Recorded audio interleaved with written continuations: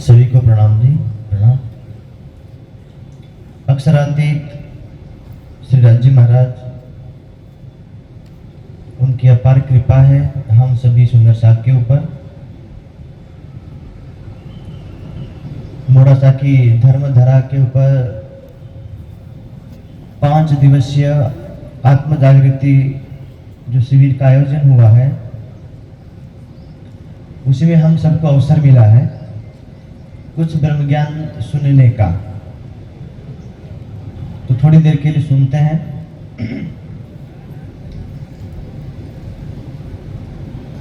तो श्री राज्य महाराज इस वाणी के माध्यम से, वैसे आवाज मेरी इतनी भारी है नहीं, लेकिन आज हो गई है। हाँ, क्योंकि जलवायु ऐसे ना, अभी पिछले खेड़ा में थे, फिर दावत घूम के आए, फिर यहाँ आए, तो मतलब जल भी और वायु भी दोनों ही मिश्रण है। हम वही के वही, लेकिन ये सब परिवर्तन हो रहा है। तो इसी बीच अपने अक्षरातीत धाम धनी जो हमारा मूल परम धाम है, उसी को हम भूल गए। समझ में आ रहा ना? बताओ, पानी वानी पीना पी लीजिए, गुजराती करते हैं। चलो, तो वतन विसारिया रे छले किए फेरा। આપણે બધા સુંદર સાહેબ પરમધામને ભૂલ્યા નથી, યાદ છે, પણ છલે કીએ હેરા। આજે સંસાર જે છલ છે, એ છલે આપણને એટલા હેરાન કર્યા છે, આપણે સ્વયં ભૂલી ગયા। એટલે દોષ રાજ્ય આપણને કે ભાઈ તમને આટલું બધું સંસાર બધું આપ્યું એટલે તમે ભૂલી ગયા ના। બીજા कहने दोष ना दीजे रे भाई। भाई इधर भाई मतलब કોઈને પણ દોષ દેવાનો નહીં। આ માયા છે વિકરાળ, કરોળિયાની જેમ ગૂંથી ગૂંથે મુજાય રહે મહે જા। એટલે આ સંસાર જે પરમધામથી આપણે અહીંયા આવી અને આપણે કહીએ કે મારે આટલું કામ છે ને આ તે છે ને ઘરનું ને નોકરી ને બધું દુનિયાદારી, દોષ આપણે સ્વયંને પણ નહીં દેવાનો અને દોષ રાજ્યને પણ દેવાનો। કેમ કે આપણે એ માયામાં જે પ્રવેશ કર્યો છે, એ માયા જ એવી છે કે ત્યાં આગળ બધાને આવે મૂંઝવણ તો થાય। એટલે ચિંતા કરવાની નહીં, પણ ભલે મૂંઝવણ થાય, પણ એ મૂંઝવણમાંથી કેવી રીતે છૂટીએ એમના માટે આ આવા આપણે આયોજન, કથાઓના આયોજન થાય, તો એ છૂટવા માટે। આપણને એમ લાગે કે હવે તો રાજ્ય કહી દીધું છે ભાઈ કરોળિયાને જેમ ગૂંથી ગૂંથો મુજાય રહે માય જાળ, એટલે આપણે તો પણ આપણી જાળ કેવી? કરોળિયાની જાળી જેવી આપણી જાળ નથી। આપણે કેવી? હમે બેન હમારા પે, આ આપણી જાળ। મારે મારા છોકરાઓ માટે કઈ ધન ભેગું કરવાનું છે, એમના માટે ઘર બનાવવાનું છે, એમના માટે ગાડીને એમને ભણાવવાના છે, એમને ભણાવવાના છે, આ આપણી જાળ। એટલે આ જાળમાંથી આપણે દૂર કેવી રીતે થઈએ? તો પછી આપણે શું કરવું પડે? શ્રી મહામત કહે સુનો સાથ, દેખો ખોલ બાની પ્રાણ।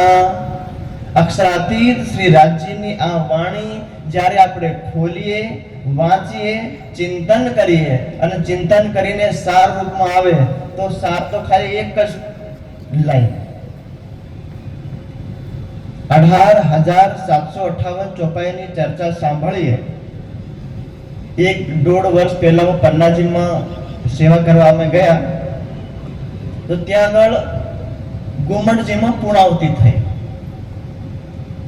અત્યાર સુધી આપણે બધાએ ગુમટજીમાં ને આપણે બંગલાજીમાં ચર્ચા તો થાય એ તો જોયું હોય, પણ પૂર્ણાવતી થઈ એ જોયું જે સૌભાગ્યશાળી એમને જોયું હોય।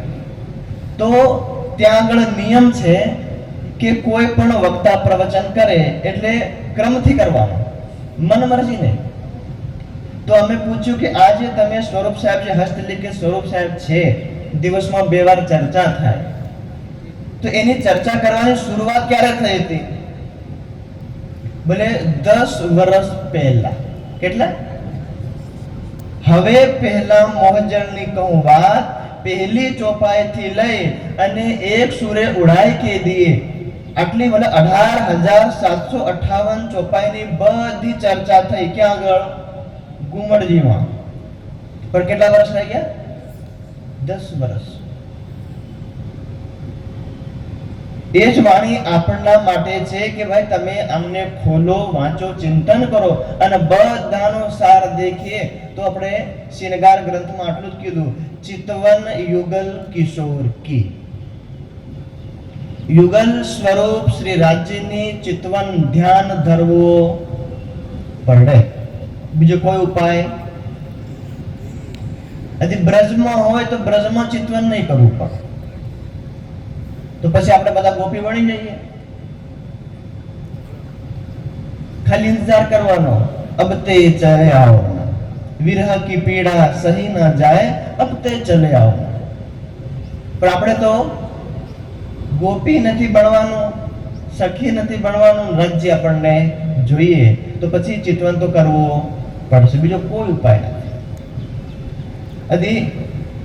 હજુ આપણને એમ લાગે, જ્યારે વાણી વાંચીએ અને આખા સંસારને જોઈએ, સંસારની સ્થિતિને દેખીએ, તો આપણને એમ લાગે કે હજુ તો ઘણી બધી બ્રહ્માત્માઓ જાગૃત થવાની બાકી છે.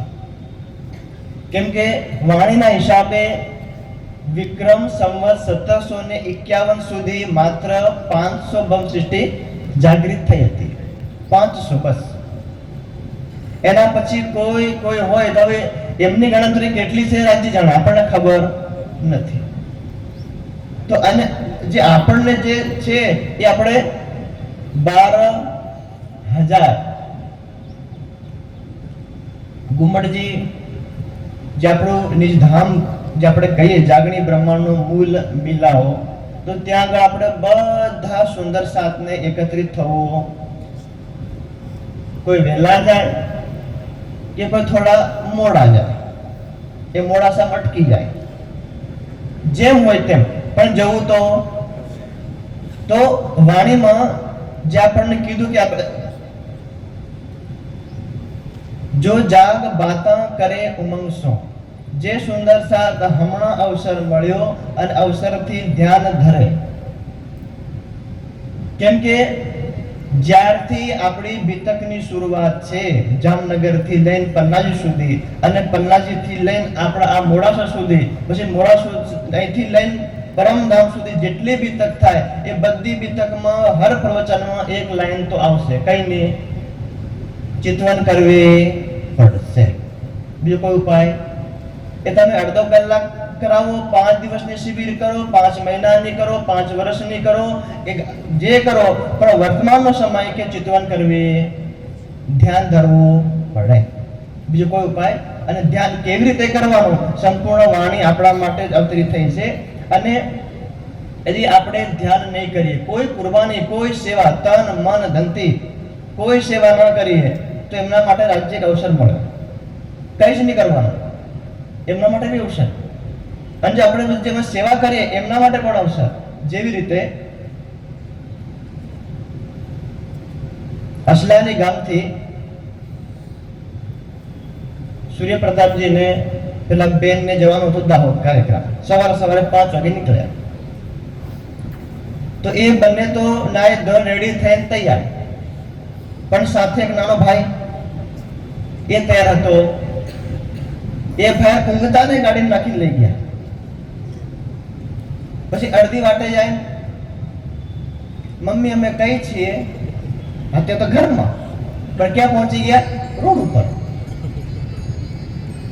તો એવી રીતે આપણને એમ લાગે કે 12,000, માનો કે 11,999 બ્રહ્મસૃષ્ટિ જાગૃત થઈ જાય, અને જાગૃત થઈને પન્નાજીમાં વિરાજમાન થાય, અને કોઈ એક બાકી રહી જાય, અને એક માટે પણ આ બ્રહ્માંડ કદી રોકીને રાખે, એવું કઈ છે?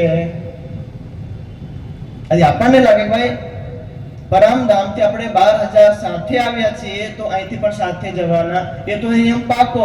પણ રાજ્ય શું કીધું? जिन नींद दई सुख इंद्रियों, जिन नींद दई सुख इंद्रियों, सो उठी ઊંઘાથી દુઃખ લે. આ અંતિમના સમયનો આ જે ચોપાઈનો ભાગ છે કે કોઈ સુંદર સાથ, કોઈ બ્રહ્મસૃષ્ટિ પુરુષોમાં હોય કે બહેનોમાં હોય કે મને કોઈ પણમાં હોય, હજી જાગૃત ના થાય, વાણી તો મળશે લેકિન જાગૃત થવાનું રહી જાય તો શું કરવું પડશે? ઊંઘેલા પહેલા ભાઈ ગાડી નાખી લીધો ને અડધી વાટે, કેમ કે બધા જાગૃત થઈ જાય, 12,000 સુંદર સાથ બધા એક સાથ અહીં જાગૃત થાય અને પન્નાજી વિરાજમાન થાય, એના પછી પરમધામમાં વિરાજમાન થાય તો શું થાય કે સો હસ હસ તાલી દે, બધા એક સાથે એકબીજાને જે આપણે સખીઓ ગોળ રાઉન્ડ મૂલ મિલાવમાં વિરાજમાન છે, એટલે આપણે તો જેમ માયામાં આમ કર્યું, માયામાં આટલી સેવા કરી, આટલી માયાનો અડચણ હતા તોય આટલી સેવા કરી, આપણે બધા એકબીજાને તાળી આપશું. જે તે ખેલમાં ક્રિકેટમાં, ફૂટબોલ, કબડ્ડીમાં બધા નહીં કરે, કોઈ એક વિકેટ પડી જાય કે સિક્સર જાય તો એકબીજાને તાળી આપે, ગળે મળે. પણ જે સેવા કરે છે, ચિતવન કરે છે, કુરબાની કરે છે, એ લોકો તાળી બજાવશે જે જાગૃત થયેલા છે. પણ જે જાગ્યા જ નથી એ શું કહેવાના છે? બધા સુંદર સાથ અર્થાત 12,000 ને તારતમ મળે, આની પણ ગારંટી 12,000 બ્રહ્મસૃષ્ટિઓ 12,000 તનોમાં વિરાજમાન છે, જે જાગૃત થઈ ગયા તો આપણે પન્નાજીમાં, પણ જે બાકી છે એમને તારતમ મળે તો જ પરમધામ જવાય એવું પણ છે. રાજ્યની ઈચ્છા થાય કે એ દિન કિને ના કિયા મુકર, કે મારે આજે ભલે આપણો પહેલા દિવસની જે સભા છે મારે આજે જ કરવાનું છે જેનું મહાપ્રલય, તો આપણે બધા કયા જીન નીંદ દઈ સુખ ઇન્દ્રિયો, આ લાઈનમાં આપણે આવશું.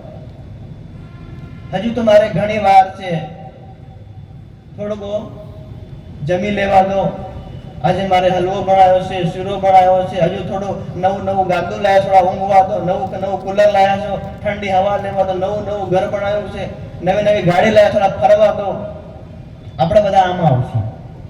એટલે જ્યારે જાગૃત થાય તો પછી આપણે જ્યારે ઊંઘશું, આપણે નીંદ પૂરી ના થાય ને આપણને કોઈ ઊંઘાડ જે મતલબ જગાવી દો તો આપણે શું કરશું? ઉઠી ઊંઘાથી દુઃખ લે એમાં વારો આપણો. એટલા માટે આ 5 દિવસીય બ્રહ્મજ્ઞાનનો જે અવસર કેમ કરવામાં આવે? કોઈ સુંદર સાથ રહી ગયા હોય, બાકી હોય, કે કોઈ એવા પૂર્વ જન્મના કોઈ જીવો હોય, એમને પણ અવસર આ જે મળે તેમાંથી આપણે સૌથી પહેલામાં આવશે. આપણને કુરબાની કરવાનો અવસર મળ્યો છે. જેવી રીતે 12 મોમીન હતા, એના પછીના ઘણા એવા સુંદર સાથ હતા જેમને ભિક્ષા માંગવાનો અવસર મળ્યો અને એમને સંપૂર્ણ કુરબાની કરવાનો અવસર મળ્યો. એવી રીતે આપણને પણ, આપણે જાગૃત થઈ ગયા તો આપણને પણ આ અવસર છે. અને આ અવસર એકવાર હાથથી નીકળી જાય પછી આ બ્રહ્માંડમાં બીજી વાર આવે નહીં આવે. આપણે વાણમાં કીધું એ બહોરી ના આવે એ અવસર કોઈને બીજી વાર મળવાનો નથી. જેવી રીતે માનો કે આપણે પહેલા ધોરણથી લઈ અને પીએચડી કરવાનું હોય ત્યાં સુધી આપણે ભણી લીધું, એ ભણવાના બદલામાં આપણને કોઈક નોકરી મળી ગઈ, એ નોકરી આપણે કરવી લીધી ને આપણે રિટાયર થઈ ગયા. રિટાયર થઈને પછા કે નહીં મને હજુ નોકરી કરવાની છે. તમે જેટલું ભણ્યા એ નોકરી તમારી 40 વર્ષની પૂરી થઈ ગઈ, હવે તમારે અવસર મળવાનો નથી. બહુરીના એ આવે અવસર. એટલા માટે આ બ્રહ્મજ્ઞાનને જેટલું થાય વહેલી તકે આપણે દિલમાં ધારણ કરી લેવું. અહીંયા આપણું શરીર કેટલું વૃદ્ધ થઈ ગયું છે, કે હું પુરુષ, કે હું આ બેન, કે હું રૂપાળી છું, કે મારો બુદ્ધિ વધારે છે, પૈસા વધારે છે, કે દિમાગ વધારે છે, આનું કોઈ ગણતરી કઈ છે? આ તો ખાલી એક જ્યારે આપણે પન્નાજીમાં જઈએ અને પન્નાજીમાં બંગલાજી દરબારમાં જ્યારે આપણે દર્શન કરીએ, રાજ્યને પ્રણામ કરીએ તો સિંહાસનના ઉપર એક ચોપાઈ લખેલી છે. શું લખેલી છે બતાવો? તાથે શ્રી મહામતી પ્રેમ લે તોલતી. તાથે શ્રી મહામતી ચાંદી લે તોલતી. મારા ઘરમાં આટલા તોલા, આટલા કિલો ચાંદી છે, સોનું છે મારા કાનમાં, ગળામાં, પગમાં, હાથમાં, શું તોલાય? પ્રેમ લે તોલતી તાથે ધામ દરવાજા. ધામનો દરવાજો ક્યારે ખુલે? જ્યારે હૃદયમાં પ્રેમ આવે. કોઈ પણ દુનિયાદારી આપણી જોડે હોય, ગમે એટલી સંપત્તિ હોય, ધામ છોડો, સ્વર્ગનો દરવાજો ખુલે નહીં, ખુલે, કોઈ દરવાજો નહીં ખુલે. એટલા માટે આ અવસર આપણને જે મળ્યો એ ધ્યાન કરવાનો છે, અને એ ધ્યાન કરવું જ પડે. બીજો કોઈ ઉપાય આ બ્રહ્માંડમાં રાખ્યો જ નથી. એટલા માટે આ વાણી છે, અને ધ્યાન કરવાનું સીધું અને સરળ, સીધું, કઈ જ નહીં કરવાનું, બેહી રહેવાનું. શું કરવાનું? વાસણ ઘસવા હોય તો હાથ આમ કરવો પડે, રોટલી બનાવવી હોય તો આમ કરવું પડે, કઈ આપણે ચૂલા મેળ તપવું પડે, કપડા ધોવા હોય મહેનત કરવી પડે. એ તો કઈ જ નહીં કરવાનું, ચૂપચાપ બોલવાનું નહીં, વિચારવાનું નહીં. આને શું કહેવાય? ધ્યાન. મતલબ માયાના વિષયમાં નહીં વિચારવાનું. નિર્વિષયમ મન ધ્યાન. ધ્યાન કોને કહેવાય? સંસારનો કોઈ પણ વિષય, કોઈ પણ વિચાર મારા મનમાં ન આવે, એને શું કહેવાય? ધ્યાન. અને રાજ્યના આપણા વચ્ચે यदि કોઈ વિચાર આવી જાય તો શું કહેવાય? દજ્જાલ. શું કહેવાય? કુરાનની ભાષામાં દજ્જાલ એમ કહેવાય, આપણી ભાષામાં કહીએ તો શું કહેવાય એમને? માયા. પૈસા માયા નથી, સોનું ચાંદુ માયા, કોઈ સંસારની કોઈ વસ્તુ માયા. આ બધા સંસાધન છે. ગાડી, ઘોડા કે કોઈ તમારા ખાવા પીવાનું બિલ્ડિંગ, જે બધું છે એ શરીરના સુખ માટે માત્ર સંસાધન છે. પણ એ સંસાધન જ્યારે આપણે ધ્યાન કરવા વિરાજમાન હોય અને આપણને એમ લાગે કે હજુ તો મારે મેકઅપ કરવાનું બાકી છે, ભાઈ મારે કાર્યક્રમમાં જવાનું છે, એટલે 4 લોકો મને જોવે એટલે મારે થોડું કંઈક તો લીવાપોતી કરવું પડે. એ હું થઈ જાય. એ સંસાધન હતું, પણ આપણે વચ્ચે હવે માયા. કોઈ પણ જગ્યાએ હું હોય, તમે હોય, એમને લાગે કે ભાઈ હું તો આમ મહારાજ છું, પણ આ વખતે તો હું એવી ચર્ચા કરું, એવી ચર્ચા કરું, બધા વાહ વાહ વાહ વાહ કરે. એવું થઈ જાય, માયા થઈ જાય. એટલે માયાને વચ્ચે ન આવે, એટલે સંસારનો વિચાર આવવો જોઈએ નહીં. અને સંસારના વિચાર यदि આપણામાં આવે તો પછી એમાં બાધા થાય આપણા પ્રેમમાં. એટલે આ બ્રહ્મવાણી જે આપણને મળી છે એ જ્ઞાન બીજા કરોડો જન્મ તમે કરો એ અવસર કોઈને મળતો નથી. આ તો આપણને એટલી સરળમાં સરળ તરીકેથી મળી ગઈ ને, એનું કોઈ આપણને થોડી કિંમત ઓછી લાગી. પણ જ્યારે જે વ્યક્તિ દંડવત પરિક્રમા કરતા હોય કોઈ પહાડોને, જ્યારે હું દાહોદમાં એકવાર ગાડી લઈને ગયો સર્વિસ કરવા માટે, તો એક ભાઈ હાઈવે રોડ ઉપર દંડવત પરિક્રમા કરતા જાય. અહીંયા દંડવત પરિક્રમા કરે, ઊભા થઈ, હજુ આગળ કરે, ઊભા થઈ, આગળ કરે. એમની સાથે 4 લોકો હતા. મેં જઈને પ્રણામ કરી પૂછ્યું કે ભાઈ આ જે ભાઈ દંડવત પરિક્રમા કરે છે એમનું લક્ષ્ય કઈ છે, મને કઈ બાજુ જવાનું છે? તાકે અયોધ્યા. કઈ જવાનું? અયોધ્યા. તો મેં મોબાઈલમાં દેખ્યું કે દાહોદ થી અયોધ્યા કેટલો કિલોમીટર થાય? 1600 કિલોમીટર. કેટલા? 1600 કિલોમીટર. એ ભાઈ ચાલતું નહીં, પરિક્રમા. મતલબ આપણે એક પરિક્રમા એક જેને આપણે મતલબ દંડવત કરવાનું, પાછું ઊભું થવાનું, 1600 કિલોમીટર જવાનું. એ પણ કોણ? આ બ્રહ્માંડના માલિક વિષ્ણુ ભગવાન, એમનો અવતાર 12 કલા અવતાર, જે 21મો અવતાર કોણ? ભગવાન શ્રી રામ. એ ભગવાન શ્રી રામ પણ લાખો વર્ષ પહેલા અયોધ્યામાં આવ્યા હતા, હમણાં છે નહીં. એમને ખાલી ત્યાં મૂર્તિના દર્શન કરવા જવાનું છે. અને આપણે ઘરથી થોડું કઈ આવવાનું છે, પણ આપણે તોય મોડા પડીએ. હમણાં આપણને ચિંતા થતી હોય કે સવારે ચર્ચા સાંભળી, પાછું કીર્તન સાંભળ્યું, આ મહારાજ પાછા બેહી ગયા, હજુ પાછા સાંજે આવવાના, ઘરે જાય થોડુંક મતલબ પગલામાં થશે કે નહીં, કમર સીધી થશે કે નહીં, આપણે ચિંતા થાય બેઠા બેઠા. પણ શાસ્ત્રોમાં બધાએ આ વાત કીધી, ન અતપસ્વીના યોગ સિદ્ધ્યતિ, વગર તપસ્યા કર્યા વગર, કોઈ સહન કર્યા વગર કઈ પણ સિદ્ધ થાય નહીં. આપણે દુનિયાના જેટલા કઈ ઋષિ મુનિઓ હોય એ વાત અલગ હતી. આપણે જે નજરો સામે છે, એક બે જગ્યાએ મેં મંચ ઉપરથી લગભગ સંઘર્ષની વાત કરી છે અને અમારા અમનભાઈએ ઘણું હાઈ કરી દીધું, કેમ કે મને કોઈ કીધું નથી કે ભાઈ તમારે આ વાત બોલવાની છે, પણ મારા મનમાં આવી કે આ વાત હું ના કહું તો બીજો કોણ કહે. શરૂઆત તો કરવી પડે. અને પહેલી વાર જ્યારે સ્વામીજીના ગામમાં જ્યારે કાર્યક્રમ કર્યો તો મને ખાલી કહેવામાં આવ્યું કે ભાઈ તમારે આ વિષય પર ચર્ચા કરવી પડે. તમે કીધું કઈ નહીં, જેવી રાજીની ઈચ્છા.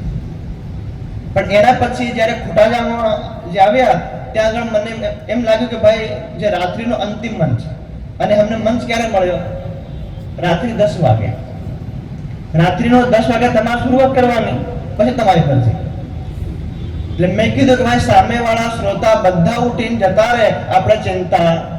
પેલા સાઉન્ડ સિસ્ટમ વાળા કે ભાઈ તમે બેજો અમે બેહો, અને કેમેરા વાળા તાણ ભાઈ ઘણા વધારે આપણે જોઈતા બધા, પછી આપણે ઘેર બેઠા બેઠા સાંભળી લઈશું. તો એ મનમાં જે દિલમાં વાત નીકળી, અને એવી ઘણી વાતો છે આપણે કહી નહીં શકીએ, પણ વર્તમાનમાં એટલું આપણે માની લેવાનું કે અક્ષરાતીત ધામના ધણીની કૃપા જે ઉપર છે. વાણીમાં આ કયામત નામા ગ્રંથમાં આપણને જે આપણે વાંચીશું ત્યારે ત્યાં આગળ આપણે છોટા કયામત નામામાં આ વાત લખી છે રાજીએ કે મારું સ્વરૂપ, મારો આવેશ સ્વરૂપ આ રાજ્યનો સંદેશ લઈ અને તમારા જ જેવું શરીર ધારણ કરીને આવશે, પણ તમે માનશો નહીં. આ વાણીના વચન છે, આપણા સ્વયંના નથી. કેમ કે પરમધામનું સ્વરૂપ સાક્ષાત આવે સ્વરૂપ પ્રકટ થઈ શકે નહીં, એમને પણ કોઈ સહારો લેવો પડે. જેવી રીતે આપણે ગામમાંથી આવ્યા હોય તો ગામમાં સરપંચ હોય કે તાલુકા સભ્ય કોઈ બીજી હોય, તો એ તાલુકા સભ્યની શક્તિ હોય કે સરપંચની શક્તિ હોય, એને પણ કોઈ વ્યક્તિનો સહારો લીધા વગર કામ થાય નહીં, ગામનો વિકાસ થતો નથી. એવી રીતે પરમધામની શક્તિ પણ હોય તો કોઈના અંદર વિરાજમાન થઈ આવે. એટલે આજે શ્રી પૂજ્ય શ્રી સ્વામીજીના માધ્યમથી આપણે જે કંઈ સાંભળીએ, આજે આપણે જે પ્રશ્ન કરો બધાને, બીતક સાહેબમાં સુરતનો પ્રસંગ આવે. સુરતના પ્રસંગમાં બે આચાર્ય, વેદાંતના બે આચાર્ય એમના ગુરુ શંભુનાથ ને છોડી અને નિજાનંદ સંપ્રદાયમાં પ્રવેશ કરે. તે વખતે શ્રીજીએ એવું વેદાંત દર્શનનો એવા કયા ઉદાહરણ, કયા સૂત્રોની વ્યાખ્યા કરી કે જે એ વ્યાખ્યા સાંભળી અને એમના પોતાના પેલા ગુરુને છોડી અને આપણા નિજાનંદ સંપ્રદાયમાં પ્રવેશ કર્યો. કોઈ સૂત્ર, કોઈ મંત્ર આપણી જોડે હતો ત્યાંથી સુરતથી લઈને અત્યાર સુધી આ 2025 ની ધરતી, મતલબ કેટલા વર્ષો, કેટલા સેંકડો વર્ષો થઈ ગયા, લેકિન આપણને આપણા સંપ્રદાયને પણ ખબર નથી કે વેદાંત દર્શનમાં છે શું. પણ એ જ્ઞાન આપણને ક્યારે મળ્યું? રાજ્ય વાત લખી છે આમાં, કિરંતન ગ્રંથમાં તમે વાંચજો. કિરંતન ગ્રંથમાં વાત લખી છે કે કોઈ એવો સાધ તમને તમારા જીવનમાં મળે તો ટલશે સગલી બ્રાત. શાસ્ત્ર અર્થ સમજાવશે, ટલશે સગલી બ્રાત, કે શાસ્ત્રોના બધા રહસ્ય તમને સમજાવવામાં આવશે તો તમારી જન્મો જન્માંતરી જો બ્રાત છે, મતલબ બધી શંકાઓ છે, એ શંકા બધી ટળી જાય. એમના માટે પાછળ જે સ્ટોલ લાગ્યો છે એમાં જેટલું થઈ શકે એટલું સાહિત્ય લઈ લેજો. અને પાછો 5 દિવસનો કે 30 દિવસનો કે 1 દિવસનો મંચ લાગે નહીં લાગે એનો ભરોસો રાખતા આપણે ને અમે આ વખતે 5 દિવસનો છે પછી આપણે હજુ કરશું ના. એ તો રાજ્યની કૃપા આપણા ગામમાં, આપણા સિટીમાં રાજ્યનું ધામ બન્યું. અને ધામ બનવાનો બી ખાલી એક જ જે છે, દુનિયાદારીમાં મંદિર બનતા એ અલગ વાત, પણ રાજ્યનું ધામ બનવાનું જે હોય એ ક્યારે બને? રાજ્યનું ધામ આપણા વિસ્તારમાં બને, આવું સુંદર મંદિર બને, એનો ખાલી એક ઉપાય. અને ઘણી વાર તમે કઈ સાંભળ્યું બી હોય, નહીં બી સાંભળ્યું, ખાલી 2 મિનિટ વાત પૂરી કરી દો, પછી બધા ઘરે જાય થોડા કમર ને બધું સીધું કરી પાછું આવવાનું છે ને. આ તો પછી તીખું મળે ખબર નહીં ખાવા કેવું છે, પણ સરસા વાળામાં તમે દેખો તો સ્વામીજી આપણને કહે છે ને, આપણે ખાખરા, ફાફડા, અચાર ફચાર બધું લઈ જઈએ ને, ખિસ્સામાં રાખીએ, અચારનું ડબ્બું અહીંથી આપણે ચૂપકે કરીને કાઢીને પાછા સબ્જીમાં ભેળસેળ કરીને ખાઈ નાખીએ. એ ખાલી આપણે જ કરી શકીએ, બીજા કોઈ કરી શકે? ખાવાના બધા પાપડ આપણે લઈ જઈએ ને, એ ખાલી આપણે જ, બે તો જે મળે તે ચાલી જાય. પણ એ પરંપરા આપણે બધા શીખાડી દીધી, હવે બીજા બી લઈને આવે. એટલે આ જ્ઞાન આપણને જ્યારે મળે એ જ્ઞાનને લેવા માટે આ બધું કષ્ટ વેઠવું પડે. કષ્ટ વેઠ્યા વગર લેવાતું નથી. એટલે પૂજ્ય શ્રી સ્વામીજી કેમ આટલી તડપ છે? આપણા નિજાનંદ સંપ્રદાયને જ્યારે પ્રાદુર્ભાવ આપણે પરમધામથી આયા અને વિક્રમ સંવત 1678 માં જ્યારે રાજજી ત્રીજી વાર દર્શન આપી અને એક આપણે મંત્ર આપીને આપણે જાગરણની શરૂઆત કરી, અને ત્યારથી લઈને આ 2025 ના 2026 માં આપણે પહોંચી ગયા, ત્યાં સુધી કયા શાસ્ત્રમાં શું લખેલું છે? લગભગ 400 મંદિર છે આપણા. કેટલા? 400. પણ જાગણી કઈથી થાય છે હમણાં વર્તમાનમાં? હજી તમે સરસાવાને છોડ દો, એ તો સ્વામીજી છે એટલે અમારું અસ્તિત્વ છે. જેટલા અમે નાના જે છે અમારી ટીમ છે, જે કઈ ગાયન કલાકાર હોય કે વિદ્વાન હોય, यदि સ્વામીજી ના હોય તો અમે કોણ ઓળખે? કોણ જાણે? કોઈ જાણી શકીએ? તો વર્તમાનમાં જાગણીનો ધ્વજ જે છે એ કોણ લઈ ગયો છે? यदि બીજાની સત્તા ચાલે તો વાણીને હમણાં ઢાંકીને મૂકી દે ને ભાગવત લઈ આવે. હમણાં ભાગવત તો કઈ યુગનું છે? સ્વપ્નની બુદ્ધિનું છે. એટલે ભાઈ, કેમ કે ધનશ્રી દેવચંદ્રજી સ્વયં ભાગવત સાંભળતા હતા. લેકિન જ્યારે વિક્રમ સંવત 1738 માં જ્યારે રાજ્ય દર્શન આપ્યા ત્યારે કીધું ને, એ તે દિન ત્રિલોક મેં હુતી બુદ્ધ સુપન સો બુદ્ધજી બુદ્ધ જાગ્રત લે. તે દિવસે જાગ્રત બુદ્ધિ આવી. એના પછી જેટલી બુદ્ધિ હતી બધી સ્વપ્નની, એના પહેલા જેટલું જ્ઞાન હતું બધું સ્વપ્નનું. તો આ જાગ્રત બુદ્ધિ પછી આ નિજ બુદ્ધિનું આ મહાન જ્ઞાન એને આપણે ઢાંકી મૂકી અને સાઈડમાં રાખી અને ભાગવત સંભળાવી અને આપણે કોઈ તમે તમારી આત્મા પાર થઈ જાય, પાર થાય. આપણે વાણું કીધું ને, ચવદે ભવન એ જીત્યો.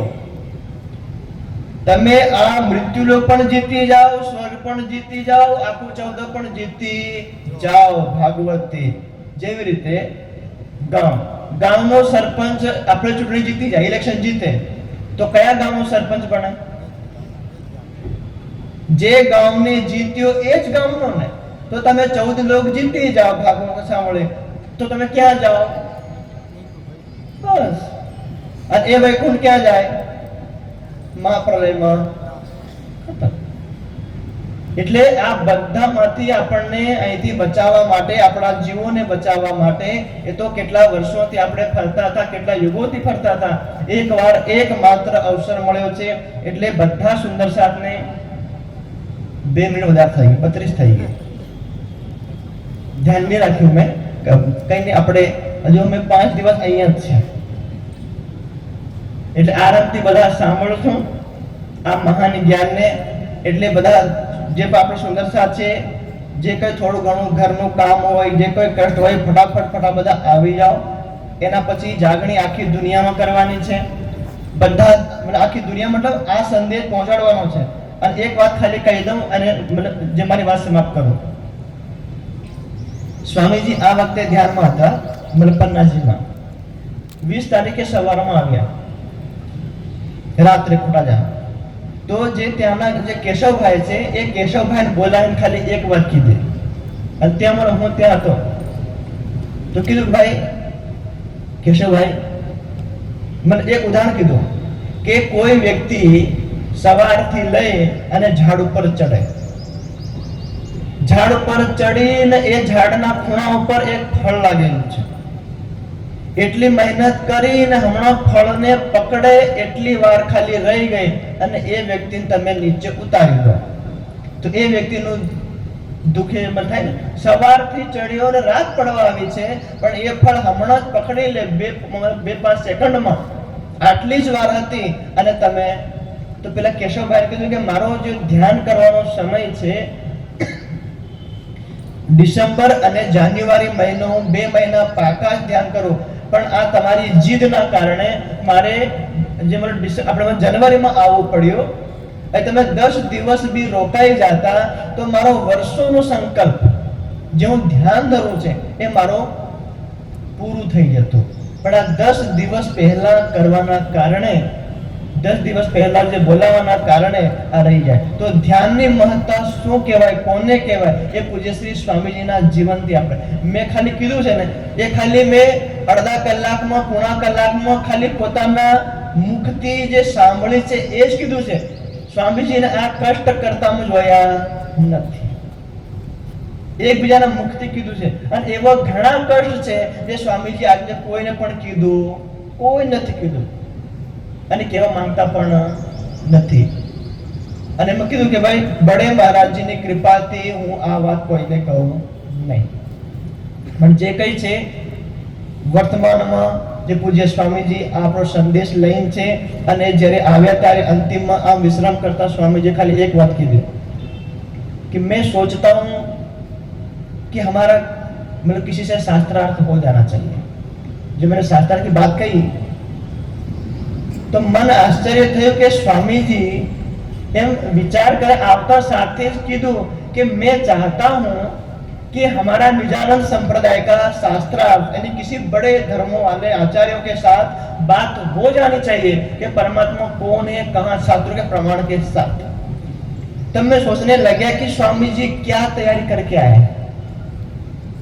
यानी आप ये मानो कि अब हम जो स्वामी जी का पुराना प्रवचन है कि अब लौट चलने का समय आ गया है. धम तो कब एक सूर्य उड़ाई के लिए वो समय आ गया है कि एक सूर असराफिल फरिश्ता फूके. और आज मोबाइल है, एक शास्त्रार्थ 1 घंटे या 2 घंटे 5 घंटे 24 घंटे का शास्त्रार्थ हुआ नहीं, पूरी दुनिया में बात फैली नहीं. 24 घंटे में जान लेंगे कि परम धाम से कौन आया, कौन जा रहा है, कौन सा ज्ञान दिया. फिर हम कह देंगे कि राज्य, ये राज्य तो हम ये कहेंगे कि जो पूरी दुनिया दौड़ रही है वो राज्य मेरे घर में तो 20 साल से रखा हुआ है. पूरी दुनिया हाँ जो मैं ध्यान करूं ना, अब नहीं है, गया समय. इसीलिए अभी भी अवसर है हमारे लिए वो ध्यान करने. अभी भी डूब जाए, कुछ नहीं बिगड़ा हमारे. राज्य कह रहे गुण अवगुण सबके माफ किए जिन जो भावे सो. तो अभी बोले देरी हो गई, आलस्य हो गया, माफ, क्षमा कर दिया, अब तो सुधर जाओ. એના પછી અવસર મળવાનો નથી. બરાબર, તમને નહીં મળે અને અમને તો બિલકુલ નહીં મળે. સાચી વાત.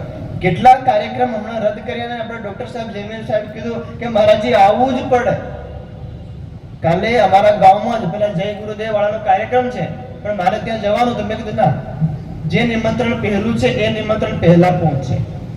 અને કાલે 3 કાર્યક્રમ કર્યા. પેલા કબીર સાહેબ ને એમાં તો રાત્રે 2 વાગે અમે આવ્યા, અહીંથી વિશ્રામ કરી પાછા આવ્યા. તો મતલબ આવા વાળા સમયમાં કોઈને અવસર મળવાનો નથી. એટલે જે કઈ અવસર છે હમણાં 5 દિવસમાં લઈ લીજો અને એ આપણો અવસર પછી આપણે ઘરે જઈને આ સંદેશ સાંભળવાનો, લેવાનો, પોતાના પડોશીને પણ આપતા રહેજો. બોલે શ્રી પ્રાણનાથ પ્યારે કી જય.